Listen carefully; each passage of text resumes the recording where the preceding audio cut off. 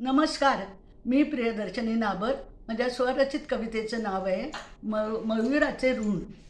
मयूराचे ऋण. वनवासी सीताराम होते पाण्याच्या शोधात. एका मयूराने केली मार्गी रामासं मदत. दाखवतो जलाशय मी जाताना उडत. उडताना मी सोडेन एक पंख त्या वाटेत.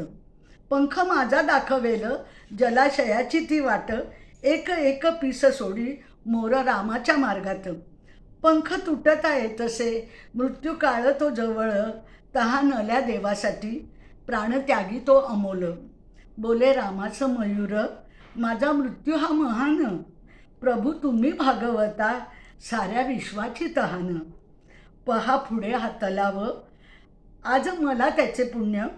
सीतामाई सह प्यावं आहे निर्मळ जीवन.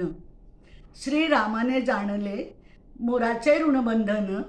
वदे कृष्ण अवतारी तुझे ऋण मी फेडीन. केले धारण हरीन मोर पिसट कृष्ण जन्मी. ऋण फेडण्याचं घेतो जन्मदेव आणि आम्ही. घेऊ बोध त्यापासून पूर्वसंचिताची करणी. होऊ लीन गुरुचरणी ठेवू वाणी नामस्मरणी. ठेवू वाणी नामस्मरणी. ठेवू वाणी नामस्मरणी.